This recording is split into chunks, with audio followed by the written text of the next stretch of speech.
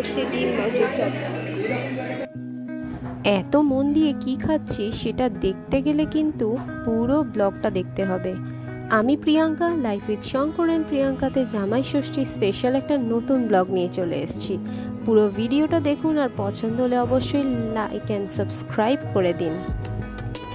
জামাই ষষ্ঠী বাঙালিদের জন্য একটা অনবদ্য উৎসব বটে। এই সময়ে সব শাশুড়ি মারা তাদের জামাইদের জন্য মঙ্গল কামনা করে। ইভেন ষষ্ঠীর পুজো সবাই করে থাকে তাদের সন্তানদের মঙ্গল কামনার জন্য। তো যাই হোক, আদিত্রির জন্মদিন মেটার পর মা তো বাড়ি গিয়েছিল, সেই জন্য আমিই ভাবলাম ওর বাবাকে একটা জামাই ষষ্ঠী খাইয়ে দিই। তো আমরা চলে গেলাম ও ক্যালকাটা। নামটা সবাই নিশ্চয়ই জানো। তো আমি এই ফার্স্ট টাইম ও ক্যালকাটা ট্রাই করছি, তো সেটাই দেখা। তো গিয়ে যেটা দেখলাম, একটা বিশাল লম্বা কিউ, আর আমাদের নাম্বার ছিল 35 নম্বর। যদিও আমরা বুক করেছিলাম অনেক পরে।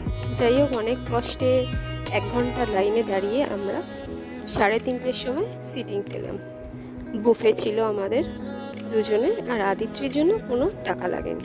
বুফে আমাদের পার হেড পড়েছিল 1500 টাকা প্লাস 5% জিএসটি। তো বুফে শুরু করছি।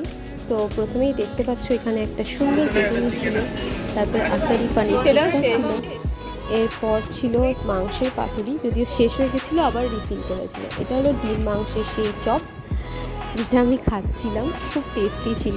তো যাই হোক, ও ক্যালকাটা স্টার্টার আমার দারুণ লেগেছে। আর অনেকে মেন কোর্স নিচ্ছে। তো আদিত্রির বাবা আস্তে আস্তে সবগুলোই নিয়ে যাচ্ছিলো, যেহেতু একা বসেছিল। তো আমি এরপরে নেওয়া শুরু করবো আর খাওয়াটাও তোমাদের দেখাবো। তো এই পর্যন্ত তো আমার সমস্ত রকম মেন কোর্সই বেশ ভালো লাগলো। বাসন্তী পোলাও দেখা যাচ্ছে, ওদিকে ছানার কোপ্তা, শ্বশুরবাড়ির ছানার কোপ্তা, এটা হলো পোস্ত দিয়ে পটলের একটা ঝাল, বেশ সুন্দর খেতে।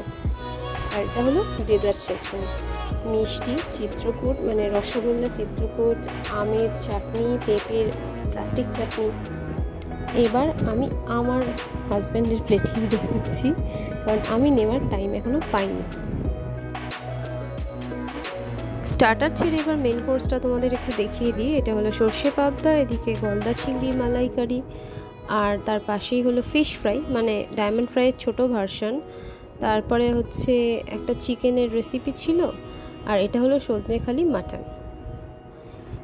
এরপর এটা হলো আমার নিট অ্যান্ড ক্লিন স্টার্টারের প্লেট। আমি এতক্ষণে স্টার্টার নেওয়ার টাইম পেয়েছি।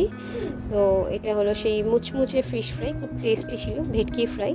আর এটা সেই ডিম মাংসের চপ যেটা আমি খাচ্ছিলাম। মোটামুটি এত রকম স্টার্টার খাওয়ার পর মেন কোর্স খাওয়া সত্যিই মনে হয় অসম্ভব। যাই হোক, আমি আস্তে আস্তে খাওয়াটা শুরু করলাম।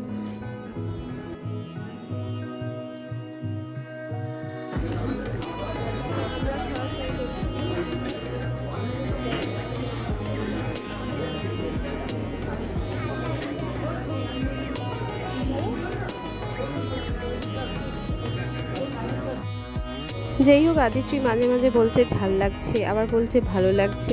আমার মনে হয় ওর ভালোই লাগছে, কিন্তু ওই যে ওর মোবাইল অ্যাডিকশন, আমি জানি না ছাড়াতে পারবো কি না। খাওয়ার সময় ওর একটু হলেও 5 মিনিট হলেও ওর একটুখানি কার্টুন দেখা চাই। যাই হোক, ও দেখতে দেখতে খাচ্ছে, আর আমি ফিশ ফ্রাইয়ের মজা নিচ্ছি, ডিমের চপের মজা নিচ্ছি। কিন্তু ওই যে মাঝে মাঝে ওকে একটু একটু করে খাওয়াতে হচ্ছে, নাহলে তো উনি আবার খাবেন না।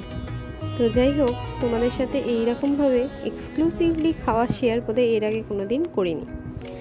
ইচ্ছা করেই করলাম যাতে তোমরা পুরো ডিটেলসগুলো বুঝতে পারো। যদি পরবর্তীকালে কেউ যেতে চাও, তাহলে তারা অবশ্যই এগুলো এখন থেকেই দেখে রাখো, কারণ গিয়ে যা দেখলাম আজকাল বাড়িতে বোধহয় জামাই ষষ্ঠী কেউই করছে না। তো আমার স্টার্টারের প্লেট আস্তে আস্তে খালি হতে চলেছে।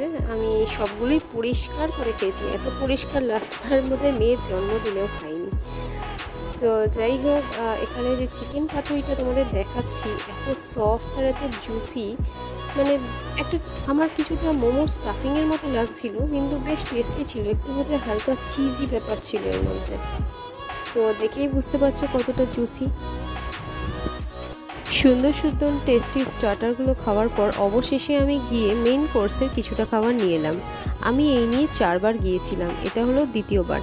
যখন আমি বাসন্তী পোলাও, প্লেন রাইস, পটল পোস্ত, আলুর দম, ছানার কোপ্তা, এগুলো সব নিয়ে এলাম। সাথে 2টো ফিশ ফ্রাইও এনেছিলাম, আর গরম লুচি ওরা সার্ভ করলো।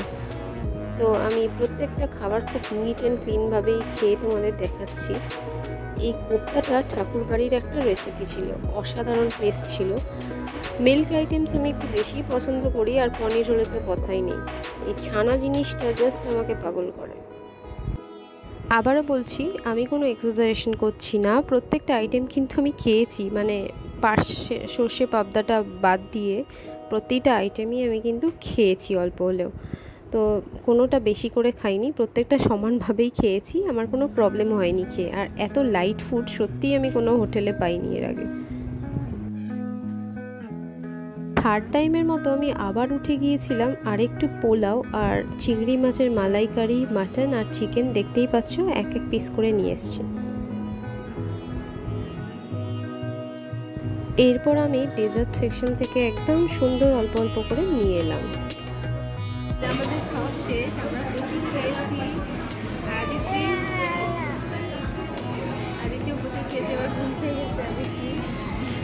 আমাদের বাড়ি যাওয়ার সময় অলরেডি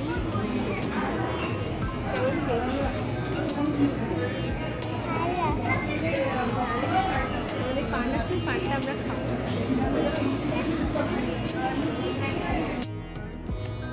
কতটা ভেতরে ভিড় ছিল দেখতেই পাচ্ছ। তো খাওয়া অবশ্যই শেষ, আমাদের পেট মন দুটোই ভরেছে। আর এই ব্লগটা এখানেই শেষ করছি। Bye bye.